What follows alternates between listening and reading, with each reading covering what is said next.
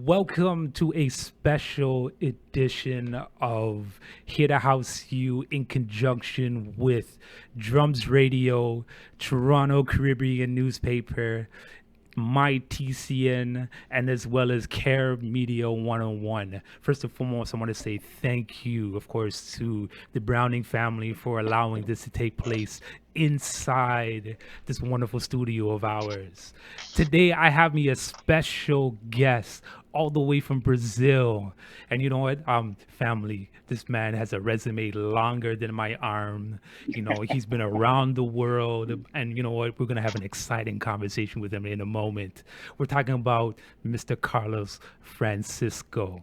Just to run down a very small bio. So, you've been on the London dance circuit till about 1989, and he has been producing quality electronic music since about the 2000s. With a long career in the club industry, holding, performing, organizing events, and DJ residencies for many promoters, clubs, and countries, such as the legendary Ministry of Sound, Turn Mills, which we need to talk about that in a moment, because if I read this correctly, the label launch was at Turn Mills. Is that correct? Yes, it was. Yeah, yeah. Yes. Many moons ago. Oh, I can 2006. imagine, man.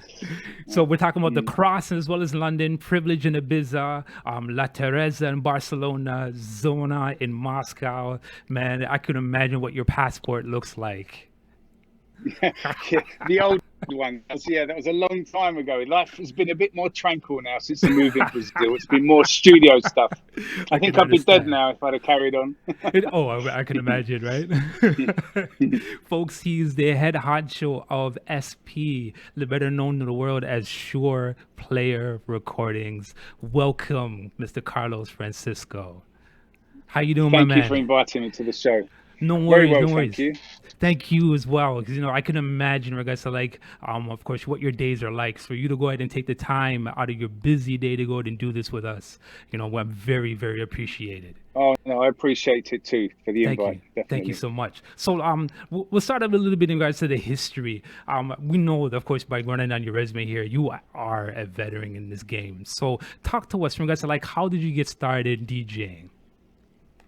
Um, to be honest, the it was first of all my first experience with dance music. I think was God, man, my first experience was probably in 1981 when I was growing up in England. I lived in Spain and I moved to England when I was about 9 years old. And in the early 80s, I got into the electros. The electro series, Street Sounds did like electro series, so that kind of touched me. Um, that was my first experience with electronic music. And then we had, I suppose if you call it electronic music, we had a lot of dub reggae in North London where we used to live. Where that was quite a big thing. Hmm. Um, and then progressing on, then there was the house explosion, which was absolutely humongous in England. It was crazy. I think it hit us in around 87. Um, and there were people, there was big festivals like 20,000, 40,000 people, like these energy festivals and raves, Hmm. I guess you still call them these days. That was my first experience with electronic music. And then I started buying music. We used to go to the record shop. It was like a weekend thing to go to the record shop sometimes during the week. And, I was a collector. I had records. Um, and then my dad, who was in Spain, said, "Why don't you come over to Spain and work as a DJ? You've got records." I thought, "Oh, that's a good idea." So um, I did it. It was in 1989. Went to Spain and a DJ. Being a DJ in those days wasn't that glamorous. You had to turn up at 8 o'clock and change the light bulbs and take the rubbish out at 9 o'clock in the morning after a Yeah, do 12 all hour the set. legwork. Um, but it was really good. That was how I started. And then I went back to London and then I met up with this guy called Trace Harris and he had some connections in London and I started playing at various clubs in London, including the Ministry of Sound. And then it kind of progressed from there. Amazing, man. How old are you when you went back to London from Spain? I think I was about 22. Okay, 22. So Yeah. from now being in Barcelona, right? And of course, that early scene for you in the DJ game, like how different was it back then in Spain as opposed to now coming back to London at 22 years old? Um, Well, it's more in the Costas where I was at was like more of a, I would say, kind of commercial, like holiday place. You know, you had like people from Holland and England. It was like a different kind of all different kind of people from Europe. So it's more commercial. Coming back to London, it was more, you know, the London scene, and that's really what I was always interested in since back in the late '80s. Hmm. Um, so it was nice to, you know, I think I got all the turntable skills and, you know, learned how to play. But then the music style was completely different back in London. It was more, you know, more underground.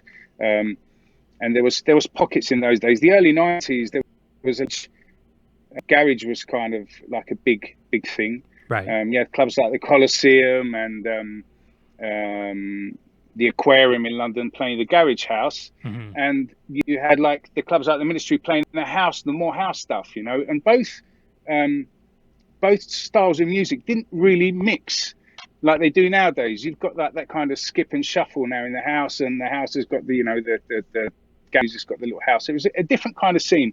Um, but it was big. It was really big, you know, and the laws were different. So you had lots of after hours and stuff. Hmm. It was, you know, it was a big scene. Then, you know, clubs finishing at 9, another one opening at 10, and go on. You could go out from Thursday and come back home on Tuesday if you wanted to. Oh, I could imagine what it Not was that I back ever did then, it. man. Let's talk about your transition now. Of course, you know, from DJing to, I guess now from DJing that went to hosting your own parties. Was that correct? No, I was working with this same guy in London. I was their resident DJ, and didn't really go into hosting. I did a couple of my own parties at the Cross, but it's not something I got really into, the promoting stuff. I never really had much of a business head for Okay. that kind of stuff. Okay. All right. So then, of course, you know, you did that. Now let's step into, of course, you know, when you get the production bug. Um, at one point into your, you know, what point in your life do you realize that, hey, this, you know, and I want to go ahead and like start making beats? Yeah, that was before we moved to Brazil. You know, I kind of had a very clear idea, like many people do in life. I was going to do this, and that. Kind of a few of the things clicked into, you know, go to Brazil, um, invest in some equipment, and start making music seriously. I'd made a few vinyl releases and tracks with some friends of mine, but mainly they were the drivers. You know, they were the ones pressing the buttons in the studio. I was just giving Okay. the ideas, you know. And so I thought, you know, I really want to learn it. So I took a course before going to Brazil, I think Point Blank in London. So I had a private tutor. I had a guy come over and teach me how to learn Logic. And I Hmm. really got into it, you know, like a lot of people do, a lot of kids do now, really get into it. The tutorials that are available now online are amazing, you know, Yes. and they weren't really in those. I don't think even YouTube existed. So that was the idea, you know, and then I came to Brazil, and I started doing tracks, but it was kind of a bit slow to kind of take off, you know. Hmm. Um, and I don't think I was putting in the effort as and time as I'm doing now. You know, really got to put the time and energy into something. Um, but yeah, that was about the time that I decided to go into it seriously. And that was around 2004, 2005. Okay. So if I got the timeline right, so 2004, 2005. Now you've just moved to Brazil. Is that correct? Actually, I came here, then we went back to Spain, and then we properly moved here in 2009. Okay. Yeah, All right. So why 2009. Brazil? Um, I came to Brazil. Funny enough, I was married at the time to a Brazilian girl in Hmm. in London, and I got a call from someone to do a gig in a place called Fortaleza, where I'm now. It's in northeast Brazil. Okay. Um, And she was kind of jealous because I'd never traveled to Brazil with her. And the first time I'm going to Brazil, I was flying on my own. They wouldn't pay for a ticket, so I wouldn't pay for Hmm. it either. So I came. Um, I saw this place. Now, when you say to people Brazil, most people think, you know, oh, Sao Paulo, Rio, Florianopolis. You know, these are like quite well known places. But when you say Fortaleza, I've never really heard of that. You know, it's not really on everyone's radar.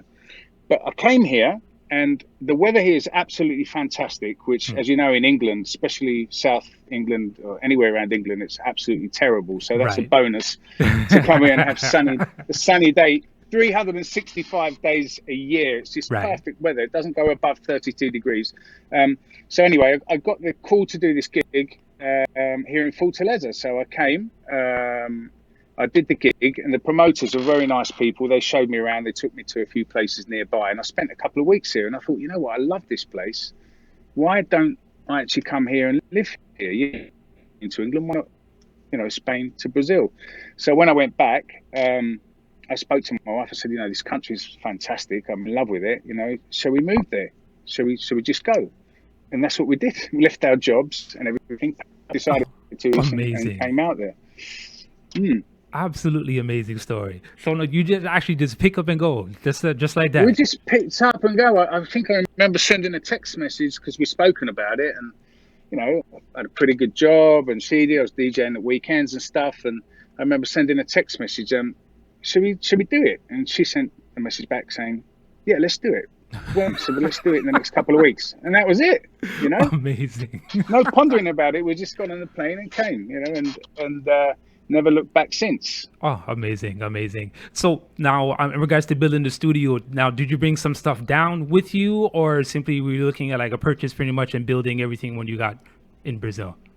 No, I mean it was very basic. I just bought a supercomputer at the time, which was a G5, Hmm. which had a whopping 250 gig hard drive or something at the time, and a monitor and a little controller and some studio monitors. The lovely old faithful studio files from 2000. They're fantastic. You got to get used to the sound. Oh, Um, beautiful. and and they just came on a case. We went through customs. I didn't say anything, and I just set up. It was a very basic studio, and just started from there, really. Amazing, amazing. So let's talk about Sure Player. Now, when does Sure Player now become established or become the brainchild in regards to what it is that you're doing currently? Um, well, since we launched in 2006, as I said, it was quite slow. I didn't really, it was more of a hobby. I've got a label. I was doing release once every 3 months. Didn't really know where to go. We kind of, kept it underground and stuff. We were kind of following the trends. I think, kind of following the trends, but also trying to keep our own identity. And then always drums, always. Afro kind of became something that we like to do, and I like to do. And I think in 2013, I think the genre was kind of established by Traxsource. They kind of brought the genre out, didn't they? Afro House. Hmm. And then in 2016, I did a track called "Can You Feel." It was a cover actually of Frank. "Can You Feel It" by on Trax Records. Christ, I'm terrible with names. Anyway, it was "Can You Feel It" on Trax Records. Hmm. Um, Larry Heard, Okay, and okay. we did a cover of it. Now, this is one of my favorite all-time house records. For I think 1986. I think it was on a Trax cassette. Um, Hmm. and so I decided to do a cover. I say cover because I didn't use any samples. Just found what the main on the keyboard. I spent about a month trying to look for the right sound, and when that was finished, I was about to upload it. I'll get to you understand the answer to the question in a minute. Right. I was about to send the track up onto SoundCloud, and then before I did that, I played it to a friend of mine. I said, "Carlos, you've got to release this." I said, "Yeah, it's a cover anyway." I got in touch with a guy at Supreme, the people that owned the rights to it. They spoke to, I think it was Screaming Rachel, who owned the rights to Tracks. Hmm. They loved it, and they said, "Yeah, you can do it." So we did my mix, which was kind of an Afro samba mix. We got Ivan Montoro and Jasmine Wax to do a more housey, jacky kind of thing. Right. Heavy Colors, a good friend of mine that does stuff on Stereo Records as well. He did like kind of a more techie side remix, and he got to number one on Traxsource, and that was when SP Recordings kind of got on the map as far as I'm concerned, where we started to get a little bit more attention. Amazing. 2000. Amazing. So you're number one in the chart. Describe that feeling for you at that point. Well, it really was personally fantastic, not just because, we'd got like a number one on Traxsource, which was really, really fantastic. It was the fact that it was such a personal song for me. I had that song on replay in the car, everywhere. And it's kind of a song that I've always played all my life, since I was 16. Right. So to have that idea and to see it materialize, and to see other people enjoying it, and to have videos of people dancing to it and stuff. And, Carlos is a really good remix and stuff. It just fantastic feeling. It still is now. I hear it sometimes and I think, I feel really happy that, it turned out the way it was. And Amazing. I've got to say that when I did the remix, I did have in mind to completely respect the original, because I think a lot of people, they do a version of a track and they just try and make it better than it originally was or something. I tried to do something different. I didn't want to try and do anything that competed with the original, So yeah. Amazing. Definitely amazing story, for you to go ahead and do something like that and to just see it just fly in the charts just like that. Amazing. Absolutely amazing. Yeah, Kudos to you, my brother. And especially to these young aspiring producers, just to say that it's something that, when you've got an idea, that's sometimes the most important part of making a track. If you're right, you're going to do, not to doubt yourself, because I was about to upload that to SoundCloud and just have it as a free download or something. So it's really good, you should never doubt, your abilities. If it's a good idea, then go for it. Amazing. Definitely words to definitely live by. There's a quote on the website, and I'm going to read it here. And it's really a speaks testament in regards to you, of course, your career. But I want you to go ahead and, and just expand upon this as well. So it says here that SP Recordings' musical style can never be pigeonholed. I always look for new sounds and fresh ideals with one eye on the dance floor. I am confident that our audience will be touched by our releases. Yeah, it's probably our motto. As I say, we've had a few hits on Afro, but if you look at the actual catalogue, we're quite dynamic. Yes. We do tech house, we do deep house, we do jack in house. I personally don't really like all these segregations. I come from a time where I would go to a club sometimes for 10 hours, be dancing.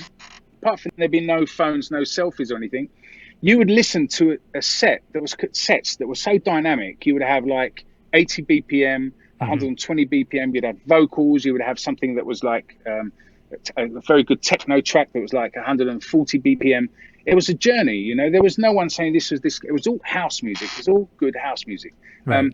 And that's the kind of feeling I try to mirror with a label. I try not to do something. I mean, I've got nothing against the genres on their own. It's fantastic. But I like personally to hear different genres every now and then. Some things that sometimes happens in a club, you go to a club and you might hear one genre all night long. Well, that's okay, but I still think it could be a bit more dynamic to mix things up a bit, in a good way. Right. I'm not talking about putting anything completely off the track, but that's our motto. We just try and keep things mixed up. Oh, absolutely. Varied. You mentioned in regards to the different genres that, of course, has been released on the label.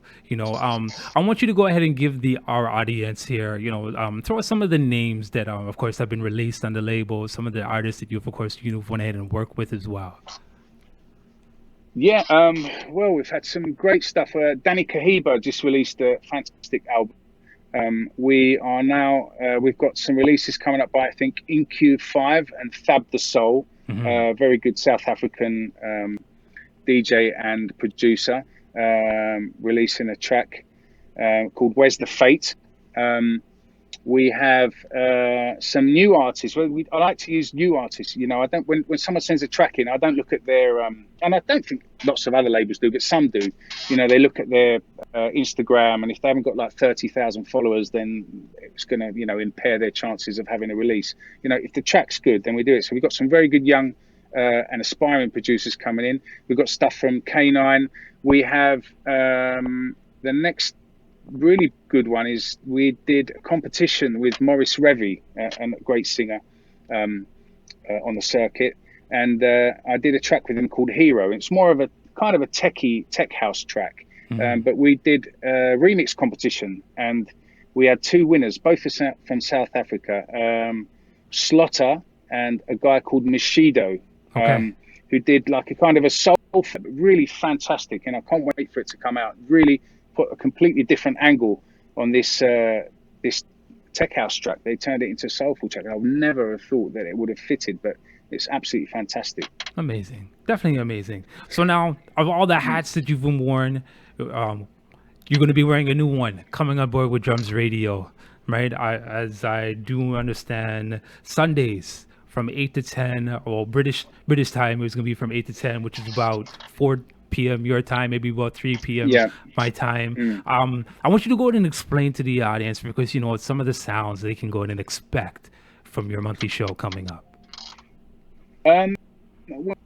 We're going to be, it's going to be fresh. We're going to mix things up again, mix things up a bit with the fresh stuff that's out, a lot of stuff that's coming up. So it'd be a kind of a little sneak peek into the future to what's coming up, not just on SP Recordings, but some of our label friends and artists as well will be getting involved. We're going to keep it a nice journey. It's going to be a pleasant show to listen to. It will have each track as a piece, and all the pieces making a story on the mix. We hope that there'll be nice mixes that people want to keep and put by or favorite for the next time. And I'll be also using guest DJs as well, preferably people from the label, our label artists, to do a guest mix, maybe 40 minutes or half an hour or an hour to fill up the show. I understand it's going to be a 2-hour show. It may be an hour my mix. I'll be talking through it as well, so I'll be explaining, giving dates and stuff, and there'll be a lot of premieres as well. There'll be the first time that we will ever be playing it to public, before coming out. So I think it'll be an interesting show for our followers. Oh, wonderful. Definitely. Look out for this.